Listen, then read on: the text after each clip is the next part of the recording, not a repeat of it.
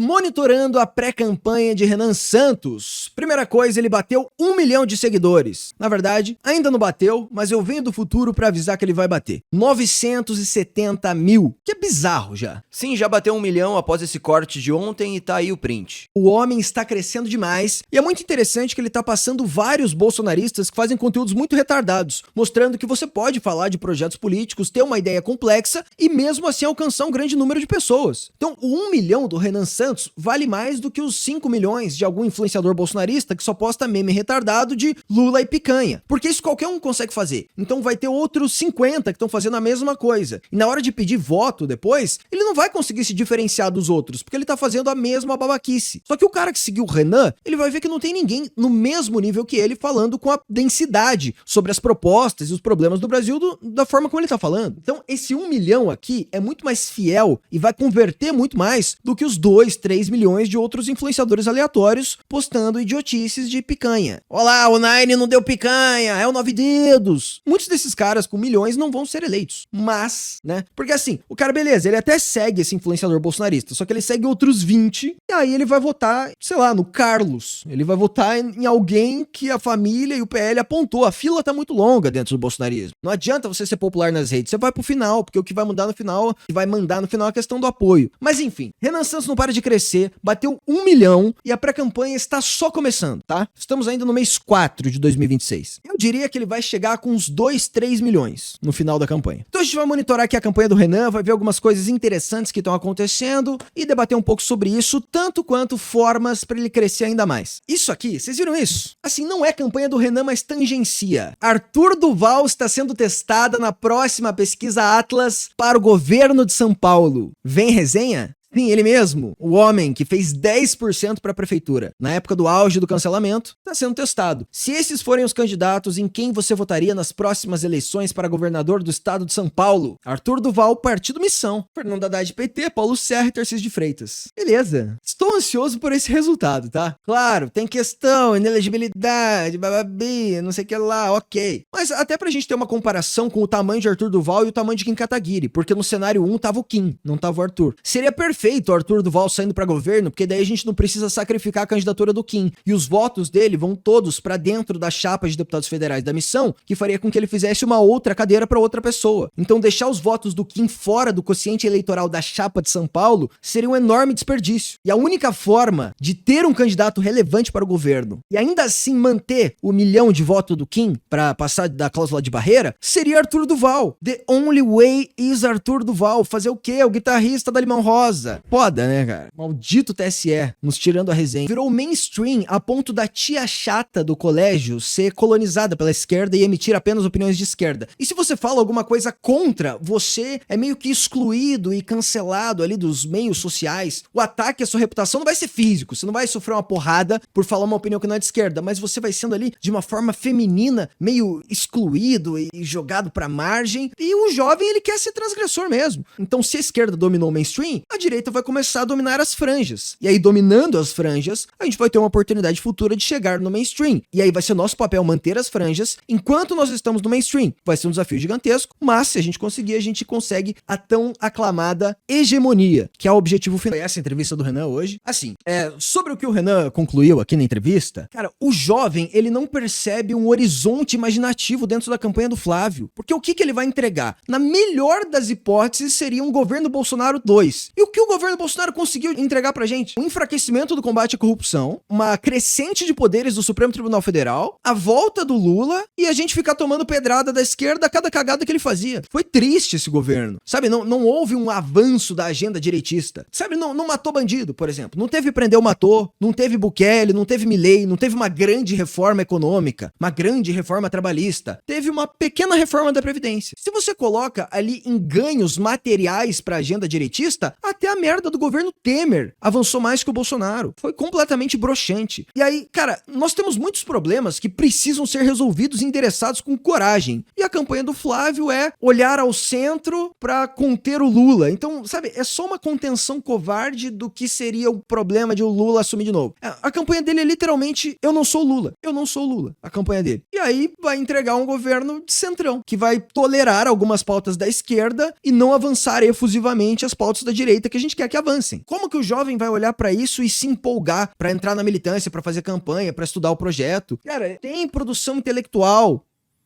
Eles não têm projeto de país, eles não estão estudando os mais interioranos rincões do nosso país para achar soluções específicas para grandes problemas. Não tem nenhuma pauta grande de segurança pública na campanha do Flávio, não tem. Na do Renan, tem. Tem até uma teoria jurídica que ele caçou de um jurista alemão, ex-STF lá da Alemanha, que é o direito penal do inimigo, que facilitaria a forma de punir faccionado. Tem o estudo do Bukele que o Renato fez visitando El Salvador, conversando com os caras e trazendo aqui abrasileirando a solução, sabe? Pra questão econômica, tem ali todo um estudo do governo Milei, que os Novos Clássicos até foram lá e entrevistaram um cara que tinha sido do presidente do Banco Central argentino, que tava ali próximo do governo. Então, sabe, nós estamos atentos a todas as vanguardas direitistas e como elas estão resolvendo os problemas mundo afora da maneira mais interessante possível e estudando e criando pra implementar todas essas coisas aqui. E o que o Flávio Bolsonaro tá fazendo? Falando, eu não sou o Lula, lei da misoginia é legal, eu não fiz rachadinha, mas eu não vou te provar isso. Então, cara, não tem nada. Não tem porra nenhuma. Então, cara, como que o jovem vai aderir a um negócio desse? Eles vão derreter. Renan Santos disse que quer o Brasil entre as 5 nações do mundo. Esse tipo de coisa que eu quero ouvir, cara. Pô, nós temos tamanho, população, território. Por que nós não somos dos grandes? Onde está o problema? É o centrão? Então como que a gente vai resolver a questão do centrão? Patrimonialismo positivo, teoria do Orlando. Ou então a lei da responsabilidade gerencial, no qual se os políticos não melhoram ali os índices de saneamento e segurança na região após ter assumido o mandato, eles ficam inelegíveis na próxima. Um monte de coisa legal, interessante sendo pensada e discutida para resolver os problemas. E a campanha do Flávio? E a campanha do Caiado? E a campanha do Zema? Nada. Absolutamente nada. A campanha do Zema copia de forma tosca o que a gente falou 6 meses depois. E o Caiado falou hoje que é a favor do PL da misoginia. Mais um longhouseado. O que é que nós estamos fazendo juntos? Nós estamos criando um projeto para um país que precisa fazer sentido para todo mundo. E o Brasil não faz sentido para todo mundo. O Brasil não faz sentido para vocês. E se eu olhar direitinho, até a galera do Maranhão, nas cidades pequenas que eu visitei, que vivem de Bolsa Família, o Brasil também não faz nenhum sentido para essas pessoas. Eu vou dizer que mesmo lá em São Paulo... Falando em Maranhão, o prefeito de São Luís, né, o candidato a prefeito de São Luís na última eleição, foi apoiado pelo PT, pelo Lula e pelo PL. Então assim, só cara, a própria concepção do Partido Liberal já não faz sentido pro jovem, não deveria fazer sentido pra mais ninguém, né? Tem um mensaleiro, um ex-mensaleiro como presidente, ex-aliado do PT, que agora só tá farmando em cima de voto ideológico ali do bolsonarismo, que de ideológico não tem porra nenhuma, é só sinalização de símbolos, é só verde, amarelo e pauta da esquerda por trás, é isso. Aquela própria Rogéria Bolsonaro, que viralizou fazendo a blackface lá na porcaria da Lespe. O que ela tava fazendo? Um discurso da esquerda. Foi isso que ela fez. Ela pintou a cara de preto e fez um discurso de esquerda. E o nome dela é Bolsonaro, e ela tem voto bolsonarista. Damares, mesma coisa. Flávio Bolsonaro, mesma coisa. Então tá sendo um discurso de centro-esquerda pintado de verde e amarelo. De um partido que, inclusive, no Maranhão, apoiou o mesmo candidato que o Lula. Esse partido não existe, esse partido é uma farsa. A Sofia Barclay, trans, a Erika Hilton da direita agora. Cara, é uma caricatura. Uma caricatura do que é uma direita, isso. O Brasil já não faz sentido nenhum pra mim. A ideia da Federação Brasileira é uma mentira que ela é sustentada apenas com uma propaganda maluca, que vende os nossos vícios como se eles fossem as nossas virtudes. Que vendem os nossos defeitos como se fossem as nossas qualidades. Eu não sou a bosta do favelado. Eu não quero viver numa favela. O cara que mora na favela não é um bosta do favelado. Aquelas pessoas precisam desesperadamente serem vistas como brasileiras. E nós precisamos resgatar o que há de melhor em nós. Senão todos nós vamos favelizar nossa mente. Eu não quero que o Brasil seja o país da favela, da bunda da Anitta. Eu não quero que o Brasil seja o país do auxílio. Eu não quero ser visto como um indígena de cocar perante o mundo. Eu quero ser uma das 5 nações mais importantes do mundo. Eu quero ver num país em que todo mundo possa andar na rua sem ser roubado. Eu quero ver num país em que as pessoas tenham moradia, que as pessoas possam morar em casas dignas, que elas possam ter bairros que as pessoas conhecem os nomes das outras pessoas e possam confiar umas nas outras. Eu quero ver um país em que os impostos sejam justos. E eu quero viver num país, e aí vem a grande ambição, que aqui parece assim, aquela coisa singela, não, eu quero ver um país que eu possa ser feliz, eu não quero só ser feliz. As grandes nações da história não se preocuparam em ser felizes, elas se preocuparam em estar na história construindo o nome do seu povo. Imagina se a preocupação dos romanos fosse ser feliz. Se os gregos estivessem lá com os persas na porta deles, não, eu quero ser feliz. Alguns até queriam. Nós temos que ser, e a federação só vai fazer sentido, se nós formos uma das 5 nações mais importantes do mundo. E é isso que eu vim propor pra vocês. Por que eles topavam morrer pela Grécia? Porque eles achavam que a Grécia era muito foda, que era o topo do mundo. Na filosofia, no conhecimento, na ciência, na área militar. Então, cara, a gente quer ter um país que dê orgulho, um país que a gente morreria por ele. Onde a gente olhe pra nossa cultura, pra nossa ancestralidade, pras nossas realizações, pra nossa perspectiva de futuro e fale, caralho, eu sou brasileiro, isso é muito foda. É um país que a gente olha e fala, cara, a favela tem que acabar, a criminalidade tem que sucumbir, a economia tem que prosperar. A gente cansou de ser estrangulado pro mesmo projeto de ou um velho de esquerda fazendo assistencialismo ou um velho da direita falando do regime militar. Negócio que já enjoou pra caralho, que já saiu 70 filmes sobre essa merda, ao invés de sair um filme sobre os bandeirantes, sobre o descobrimento do Brasil. Então, sabe, todas essas coisas que estão cansadas, assim, que as pessoas mais jovens já conseguem olhar na sociedade brasileira e falar, ó, aqui está o erro. As nossas últimas décadas foram baseadas nesses preceitos que estão representados por esses dois candidatos dessa polarização, que não é necessariamente entre esquerda e direita, mas são entre duas personalidades que estão freando o desenvolvimento desse país. Tanto o Lula, por ser a continuidade da esquerda moribunda que está em decadência, quanto o Flávio Bolsonaro por ser um gatekeeper, por ser um guardião do portão de um projeto direitista de verdade, que vai avançar com a agenda, e não só ficar enrolando e se vendendo pro centrão. O Flávio Bolsonaro, ele não tem a capacidade nem de agir na principal pauta do bolsonarismo, que é a contenção do Supremo Tribunal Federal, porque tem inquérito contra ele lá. Eu já consigo imaginar, caso ele seja eleito, e venha ali uma grande bancada de senadores de direita que se elegeram com pauta de impeachment de ministro do STF, eu já consigo imaginar o Flávio ligando para esses senadores eleitos da direita e falando assim, cara, tira o voto pra abrir o processo de impeachment, por favor, e a gente falando, eu avisei seus merdas. Eu não quero ver isso acontecer. Eu não quero ver o meu país cair na mão desse farsante. Eu quero dar certo, eu quero avançar a agenda, eu quero conter o Supremo, eu quero alguém que não tenha rabo preso. Então, isso é só uma das coisas, fora todas as outras que eles nem endereçam, eles nem se preocupam. Eles têm mais de 100 milhões de reais de fundo partidário. Isso está sendo utilizado para formação de liderança? Não, só tá vindo candidato inimputável sendo oferecido por eles nessa eleição. É um caneta azul atrás do outro dentro do PL. Então essa grande fundo partidário, esses mais de 100 milhões, não tá indo para formação de liderança. Tá indo para estudo de impacto, de projeto para avançar a agenda direitista? Não. Tá indo para promover think tank que vai pensar alguma forma de conter ali as formas de financiamento da esquerda, por exemplo, as ONGs internacionais ou os sindicatos. Tá indo para isso? Não tá indo. Tá indo para boomer palusa, de ficar lá naquele culto triste ao Bolsonaro no meio da Avenida Paulista. Joseilton mandou R$5. Cara, eu prefiro apostar no Renan que no Flávio. Pode ser uma merda, pode, mas apostamos em 18 no Bolsonaro, não é? Votamos até no Aécio. Exatamente. Fomos de Aécio, perdeu pra Dilma e realmente era um desastre, era o PSDB, mas era o que a gente tinha. Fomos no Bolsonaro em 2018, fracassou. Muito por causa, inclusive, do que o próprio Flávio Bolsonaro ali fez durante o seu mandato de deputado estadual e depois voltou uma denúncia que começou a ferrar o Bolsonaro, que entregou a porra da Lava Jato, não avançou no combate à corrupção e o Lula voltou. Então, cara, e outro problema, as pessoas que circundavam o Bolsonaro, elas não eram capazes de avançar a agenda que nós queríamos, sabe? Eram pessoas, elas não tinham, tipo, a real capacidade cognitiva, não eram pessoas inteligentes o suficiente, não eram um capital humano de alta qualidade, a ponto de fazer o que a gente queria que fosse feito no Brasil. Então, assim, além deles terem problemas, eles também eram incompetentes, não conseguiram entregar, então é na hora de dar chance pra alguém novo. Porra, e é isso, cara, e tá acontecendo. Aqui nós temos, mais de 100 e poucas pessoas na Kik, quase 1000 pessoas aqui no YouTube, pra falar, porra, somos em maioria jovens, alguns são mais velhos, mas somos de direita e queremos outra alternativa, porra. Não dá mais pra ficar nessa mesma. É Lula ou é o bolsonarismo que já não entregou. Não adianta. E ainda numa versão piorada, que é o Flávio. Não tem como. Nós precisamos ser uma das 5 nações mais importantes do mundo, que significa estar junto com China, Índia, Estados Unidos e Rússia, decidindo o que importa, em termos de tecnologia, em termos de armamento, recursos humanos e recursos naturais. E eu digo mais, se nós não formos uma das 5 maiores nações do mundo, o Brasil tem que acabar. Cara, a gente tem que agir em várias frentes pro Brasil crescer. Várias, assim, desde aquela pauta mais, sei lá.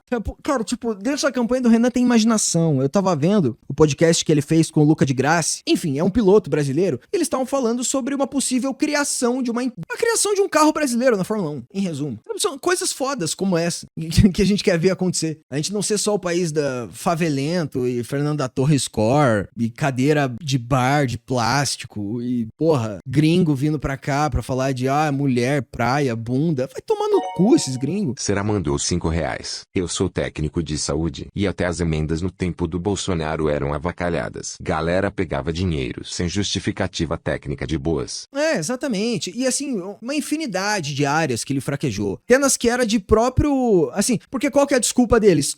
O STF não deixou o Bolsonaro governar. Não era isso. Ele era covarde mesmo quando o STF não estava contra ele. E assim, ele mesmo fortaleceu o próprio STF no começo do seu governo, vendendo pauta direitista pro Centrão. Pra começo de conversa. Mas vamos lá, um exemplo que eu gosto de colocar aqui. O presidente da República, ele tem a prerrogativa de nomear reitores das universidades federais. Então o que o Bolsonaro poderia fazer? Nomear reitores direitistas em todas as universidades do Brasil. Não é esse o grande problema que o Pavanato vai denunciar, o Nicolas Ferreira, Brasil Paralelo, educação esquerdista na universidade, cota trans, o caramba 4? Bom, se você nomeia o reitor, acaba essa várzea. Se o reitor tá do teu lado, ele é o prefeito da universidade. Ele decide que curso fica, que curso vai, pra onde vai o orçamento, e tem universidade federal que tem um orçamento maior do que cidade brasileira, tá? É coisa de bilhão, de bilhões. Ele foi lá e nomeou 6 esquerdistas. Eu não sei ao certo quantos reitores exatamente, mas assim, de todos que ele poderia nomear, ele nomeou metade esquerdista e metade direitista. E aí na minha universidade que eu estudava, eu tava, vai Bolsonaro, vai, nomeia aqui essa mulher, porra. Nomeia aqui essa mulher. Ele foi lá e nomeou o petista. Não sei por quê. Eu fico pensando assim, cara, é uma oportunidade que a gente tá tendo de décadas, assim. Nós estamos há décadas esperando isso. Aí o cara é eleito presidente e caga, e foda-se. O que valia mais do que isso? Não consigo entender, cara. Consigo entender. É intancável. Nomeou o petista na minha universidade, o FPR, 2018. Quando vai começar a campanha Motoboys pela Missão? Já tô na atividade. Bom demais. Esse tipo de pré-campanha é muito maneira. Você não pode falar, vote em Renan Santos, nem colocar número, nem colocar nada disso. Mas quem é Renan Santos? Com uma pergunta plenamente legal segundo entendimentos anteriores do TSE. Então, sintam-se à vontade. Isso aqui é outra coisa interessante. Efeito Renan Santos está colocando o Brasil em uma nova era. Isso aqui foi um post da Fúria, que pra quem não conhece é o principal time de e-sports do Brasil, que são os esportes eletrônicos. Por exemplo, o Counter-Strike. Eles postaram esse tipo de vídeo aqui. Tá viralizando bastante, né?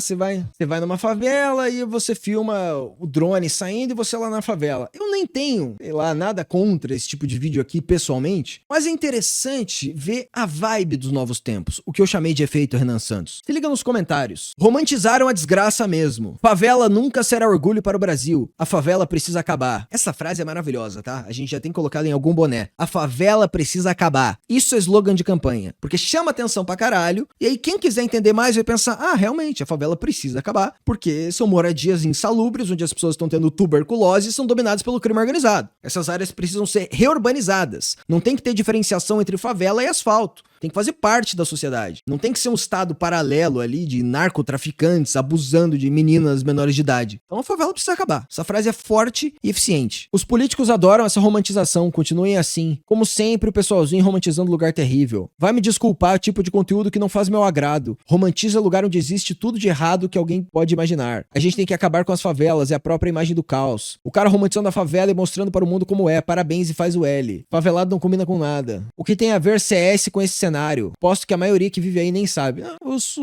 As pessoas moradores de favela jogam CS nas lan houses. Mas o fato é, meus amigos, há uma onda de conscientização do Brasil que ele não pode manter glorificando as suas próprias mazelas. A favela é um dos problemas da nossa nação. Não é pra gente ir lá e ficar, nossa, olha que bonitinho, que cool, que descolado. Não tem isso na Europa, hein? Aqui tem. Cultura brasileira, favela, pobreza. Não. Os moradores de favela não merecem essa romantização. Porque quando você romantiza o problema, você deixa de achar que ele é um problema. E a favela é um problema, principalmente pra quem mora lá. E também pra quem é assaltado por facções que se organizam dentro desses lugares. Enfim, é um problema pra sociedade inteira. Então, o que o governo Lula faz? Ele abraça esse tipo de problema do Brasil pra não ter que lidar com ele, pra não ter que resolver, pra acomodar as pessoas na desgraça que elas vivem. E aí, a forma petista de resolver esse problema, então vamos glorificar a favela. Já que a gente não pode fazer nada contra ela não existir, já que vai dar muito trabalho, vai ter desgaste político, a gente vai ter ter que combater bandido, o grupo de direitos humanos vai encher o saco, né? Os intelectuais de esquerda vão ser contrários à reurbanização de uma favela, né? A expulsar os narcotraficantes, porque no fim das contas eles ainda veem esse tipo de facção como um possível agente revolucionário no futuro. Enfim, tem vários motivos para eles não resolverem o problema das favelas. Então resta para eles a romantização desse lugar. E resta para nós resolver esse problema. E o que a gente tá conseguindo? Estamos vencendo na opinião pública, porque é óbvio. Só que esse debate ele não era levantado, porque pegava mal você falar a favela tem que acabar. Agora não pega mais. Agora o que pega mal é romantizar ela, falar que ela tem que continuar. É isso que tá pegando mal. E esse aqui foi só um dos exemplos de várias pessoas que estão postando isso aqui e estão recebendo diversas críticas. Eu acho ótimo. Cara, enfim, infinitos comentários. Isso aqui é maravilhoso, tá? Eu descobri mais fatos suspeitos sobre a ONG que tentou derrubar a candidatura de Renan Santos para presidente. E dessa vez, o nome do vice-presidente do PT está escrito no documento oficial do governo federal. No episódio 1, eu te mostrei que a favela ONG recebeu 3,2 milhões do governo Lula em dezembro de 25. E a contrapartida da ONG, R$0. Mas eu fui mais fundo. Abri o portal da transparência e encontrei de onde veio essa grana toda. Ó, deixa eu contextualizar pra vocês. Essa favela ONG, ela entrou na justiça contra o Renan por ele ter feito aquelas críticas no Análise Renais da propaganda da Nike, a estética da favelagem, sendo vendida como a estética brasileira pro mundo. E aí essa associação Favela ONG protocolou na quinta-feira uma interpelação judicial contra o pré-candidato à presidência Renan Santos. Beleza. O Renan falou, a Nike resolveu humilhar o Brasil novamente. Não devemos gostar da favela. Aí o Pedro Deirô, como sempre, nosso grande detetive, foi fazer uma investigação e descobriu, né, que parte dos recursos dessa favela ONG vieram diretos de uma emenda do PT. E, como ele vai falar futuramente no vídeo, mas eu já vou jogar o spoiler, ONG não pode fazer campanha. Envolvimento de ONG com a política é muito bem regulado. Tá escrito assim textualmente no documento oficial. Ex-parlamentar Washington Quaquá. O dinheiro que foi pra favela ONG veio de emenda do mesmo Washington Quaquá que chamou a presidente da favela ONG publicamente de membro da sua equipe. É isso mesmo, o parlamentar destinou a emenda pra ONG, pra favela ONG, e a sua aliada recebeu o dinheiro. Mas fica pior, eu tenho aqui um vídeo da presidente da favela ONG, Caroline Silva, fazendo campanha pra Washington Quaquá. Estou aqui hoje para pedir seu voto para o Quaquá. Ela está na favelinha da Indiana pedindo voto pro mesmo homem cujas emendas financiaram a sua ONG com dinheiro público. De acordo com a Lei 13.019 de 2014, o uso político de ONG financiada com recursos públicos é proibido. Curiosamente, depois que eu comecei a veicular essas informações, a favela ONG fechou todos os seus perfis de... Então, assim, é muito conveniente, né? A pessoa entra na política, envia a emenda pra uma ONG, e aí membros dessa ONG ali, como a presidente da ONG, fazem campanha pro político. A própria Erika Hilton, né, ela tem um esquema de mandar emenda, não sei se é uma ONG exatamente, mas é algum tipo de verificação de comentários transfóbicos nas redes, e faz uma catalogação que pode acabar com uma perseguição judicial futuramente. Cara, se a gente olhar uso de emenda de deputado federal do PSOL, a gente vai ter umas coisinhas pra brincar, tá? Nessa pré-campanha. Rede social. Inclusive, a presidente Caroline também fechou temporariamente o seu próprio perfil. Uma ONG que diz ter transparência total e some das redes justo quando eu começo a apurar essas questões. Por isso, hoje, eu vou ao Ministério Público com uma denúncia formal, pedindo investigação sobre o possível conflito de interesse entre as emendas de Quaquá e a favela ONG. Faço um convite público ao pré-candidato a deputado federal do Rio de Janeiro pela missão, Vitor Antum. Antum, você vai me representar aí no Rio. Pode ficar tranquilo que esse escândalo aconteceu na nossa área. Pode deixar que eu e o nosso time de fiscalização vamos ficar bem de olho no Quaquá daqui pra frente. Já aproveita e me segue agora, porque quando o Ministério Público responder, você vai querer ser o primeiro a saber. A nossa missão é acabar com as favelas do Brasil, transformando cada uma delas em um bairro, com título de propriedade, com segurança, com saneamento básico, com dignidade. O Brasil do futuro não tem espaço pra favela. Também não tem espaço pra favela ONG, amiga de petista, vivendo de dinheiro público. Meu nome é Pedro Deirô e eu sou pré-candidato a deputado federal pelo Paraná. E aqui o PT não tem vez. Maravilhoso. Bom demais, a gente tem que rivalizar com o PT. Temos que puxar mais briga com o PT. De fato, né? Porque, querendo ou não, o eleitor, ele se guia muito por inimigo do meu inimigo vai ser meu aliado, ou vai ser meu representante. Então, sim, muita gente vai, por exemplo, procurar conhecer mais a pré-campanha do Antum por causa dos seus projetos e da Guanabara Livre e...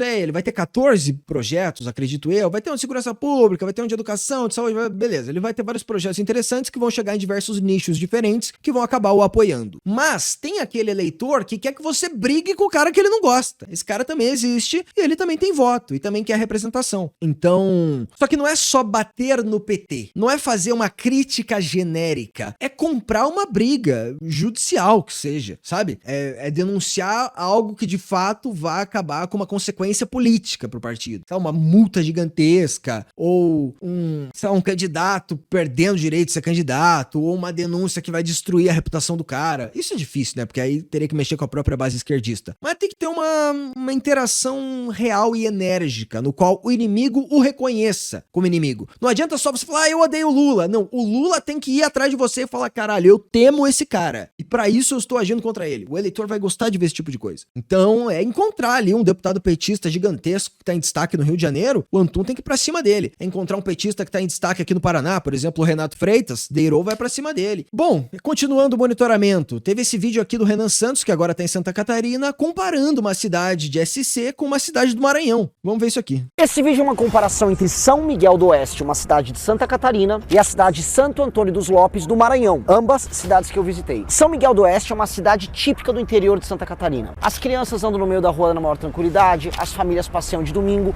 não há medo de cracudo, assalto ou nada. Como você pode ver, você ouve até o barulho dos passarinhos ou das crianças, mas não ouve uma JBL tocando música ruim. E por que eu tô comparando essa cidade? Inclusive da polícia, tá? Se você ir com uma JBL pra praia enchendo o saco em Santa Catarina, vai preso e confisca com a JBL. Com Santo Antônio dos Lopes, lá no Maranhão. É porque o PIB per capita daqui tá na casa dos 70 mil reais, enquanto Santo Antônio dos Lopes, no Maranhão, que eu visitei, tá na casa dos 360 mil reais. Ou seja, o PIB per capita da cidade do Maranhão é 5 vezes maior do que a cidade de Santa Catarina. Enquanto aqui, perto de 5% da população recebe Bolsa Família e a maioria tem carteira assinada, lá no Maranhão 90% da população da cidade recebe o benefício. O número da renda per capita esconde algo óbvio. As pessoas são tão pobres que quase que a população inteira de Santo Antônio dos Lopes vive de Bolsa Família. O IDH aqui é 0,801, enquanto lá no Maranhão é 0,565. Isso significa que... Cara, instala uma quantidade pornográfica de senais e cursos técnicos, cria uma zona econômica especial, traz capital estrangeiro para utilizar mão de obra barata e subir o salário das pessoas em poucos meses, poucos anos, com a livre concorrência. Faz parque industrial, só que não há imaginação nas nossas atuais forças políticas para propor um negócio desse. Uma industrialização desses estados do Nordeste para aproveitar a mão de obra barata se comparada a outros países onde ela é bem mais cara. Até o próprio México agora, que os Estados Unidos exportou muito do seu parque industrial. Então valeria a pena para os Estados Unidos, por exemplo, abrir indústria no Brasil. E ao invés de ter que pagar 10 mil dólares, pagar, 5 mil reais. Pro maranhense, atualmente, isso já seria maravilhoso. Pro Brasil inteiro, como um todo, né? Porque a gente teria que parar de sustentar eles via Bolsa Família. Então eles ganham lá muito mais grana, não dependem do Estado, alcançam a autonomia, e a gente não tem que financiar o Estado deles, sobra grana para financiar o nosso. E a gente pode resolver problemas básicos de infraestrutura aqui do Paraná e de Santa Catarina, por exemplo, como a falta de estradas decentes, que morre uma caralhada de gente na estrada todos os dias, no sul do país, porque não sobra grana pra gente fazer isso, porque nossos gestores também não priorizam. Mas enfim. Tô devagando. E mesmo que Santo Antônio dos Lopes até arrecade bastante, ele não consegue reverter isso em distribuição de renda e tampouco na qualidade dos serviços públicos. Ou seja, a classe política de lá é muito, muito ruim. Se a gente comparar outros índices como saneamento básico, ranking do IDEB e segurança pública, continua sendo uma covardia. Ainda mais quando proporcionalmente o governo federal coloca muito mais dinheiro em Santo Antônio dos Lopes do que aqui em São Miguel do Oeste. Isso deve deixar você com a seguinte pergunta: por que uma cidade com um PIB per capita tão maior tem uma qualidade de vida tão menor? Pois é, eu como pré-candidato a presidente vou precisar de vários deputados federais aqui de Santa Catarina e também do Maranhão defendendo uma nova agenda, uma reforma administrativa que obrigue administradores públicos a trabalharem com indicadores de desempenho para que eles possam receber, inclusive, recursos públicos. Não adianta eu mandar dinheiro que sai daqui para Santo Antônio dos Lopes se a prefeita de lá transforma aquilo em escândalo de corrupção, inclusive na área de educação. Eu defendo que meu dinheiro em Santa Catarina fique aqui e que no Maranhão eles tenham o dinheiro deles para administrar da forma correta. Gostou da proposta? Então compartilhe esse vídeo. Meu nome é Felipe Barcelos, eu sou pré-candidato a deputado federal. E eu sou o Renan Santos, e eu sou pré-candidato a presidente da República. É muito triste, cara, que a grana do Sul, ela vai pro Nordeste para as oligarquias se manterem no poder, continuando a exploração daquelas pessoas. Sabe, o dinheiro não vai para resolver a questão Nordeste e aí o Brasil inteiro ganhar. Vai para manter um clientelismo e um voto de cabresto para continuar mantendo as mesmas elites centrônicas locais. Se ao menos estivesse sendo bem gasto, exatamente. Basicamente sai todo o dinheiro daqui e volta R$1. É brutal, brutal. E tipo, não é como se eles estivessem vivendo bem com a grana que sai daqui. A grana que sai daqui é utilizada para manter a desgraça que eles estão vivendo lá. Sabe, são as pequenas migalhas que fazem com que eles não se revoltem o suficiente pra mudar a situação. Vocês lembram disso aqui? Pré-candidato ao Planalto joga sal grosso na casa de infância do Lula. Renan Santos, líder do MBL, publicou vídeo na quinta-feira comparando o ato à prática usada pelo Império Romano para derrotar os inimigos. completamente based. E assim, como jogada de marketing, meus amigos, isso aqui foi genial. Genial. Porque pra gente é só algo engraçadinho que a gente vai dar uma risada e falar, caralho, ele jogou sal na casa do Lula baseado no Império Romano. Mas o que isso viralizou em grupo bolsonarista foi loucura. Loucura. Teve gente aqui na live comentando que a mãe agora passou a apoiar o Renan por causa que viu o vídeo dele jogando sal na casa do Lula. Então com as pessoas mais simples da população, às vezes não mais simples, mas com as pessoas mais velhas, elas vão gostar disso, saca? E eu acho que foi o momento mais viral da campanha do Renan dentro do bolsonarismo e dos grupos bolsonaristas. Isso penetrou completamente. Não teve um grupo bolsonarista que nesse dia não teve um vídeo do Renan Santos jogando sal na casa do Lula. E página no Twitter com 100 mil likes. Então, apesar de ser algo idiota, é aquele algo idiota que tem que ser feito nesse atual momento. E aí eu joguei o tweet, né? Joguei no ar. Precisamos de outras casas pro Renan Santos jogar sal. Essa é uma teoria que o Pedro Deirô fala muito. Dê à internet o que ela quer. Se a internet te recompensou, sabe? Não é pra você levar o pé da letra pra tudo e virar só um grifter. Mas assim, você precisa ter uma noção de que tipo de coisa funcionou e utilizar isso a seu favor. Então, o Renan, a gente sabe que ele é um cara que vai apresentar propostas com a profundidade necessária para bater nos atuais problemas. Sim, então ele pode fazer um tipo de vídeo desse, porque se ele ganhar com isso vai ser bom. Agora um grifter otário que só faz esse tipo de coisa, vai ser só um grifter. Enfim, estratégia, meus amigos. E aí a galera comentou aqui. Primeiro esse do Tony, eu achei maravilhoso. Jogar sal na casa ou no túmulo de Carlos Marighella. Cara, você imagina a quantidade de petista, web comunista e jornalista que ia ficar escandalizado com essa merda e fazer uma campanha pública massiva pro Renan?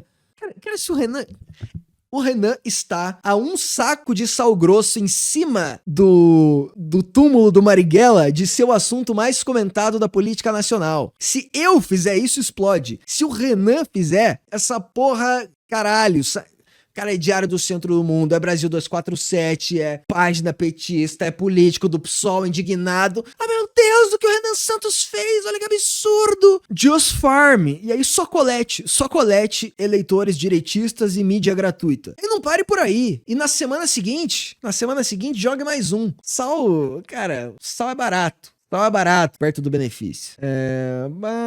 E a galera falando pra jogar nas do Bolsonaro. Não vai. Não vai funcionar. Isso aqui é para pegar o público bolsonarista. Vocês não estão entendendo. Se for pra jogar sal na casa do Bolsonaro, tem que ser por último. Sabe, já durante a campanha. Já no final da campanha tu joga lá. Pra virar o The Last Vote. Por enquanto não, calma, muito cedo. Se acalma, galerinha. E falaram a casa do Sarney. Ele tava no Maranhão agora. Perdeu a oportunidade, mas vai voltar.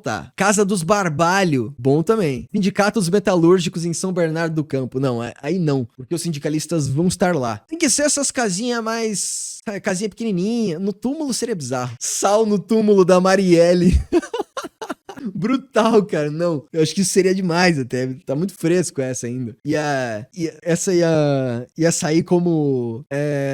E vai preso.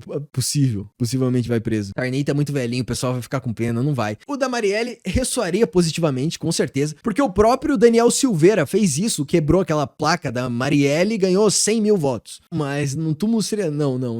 Esse da Marielle a gente tem que jogar tipo pro Will Balada fazer. Outra coisa, a figura mais radical do partido não pode ser o presidente. Então o presidente ele tem que ficar em uma determinada light. E aí a gente joga para os soldados essas missões. Vai lá, Will Balada. Do it. Just do it. Piauí. Do it. Mas enfim, pro Renan tem que ser outro. Vai sair como vilipêndio de Catar. Por isso que em casa é melhor. Amanhã o Zema vai comprar sal. Enfim, nos sindicatos metalúrgicos não, porque, não sei, só não achei legal. Mansão do Flávio Bolsonaro. Calheiros. A casa dos Calheiros pode ser uma boa. Paulo Freire.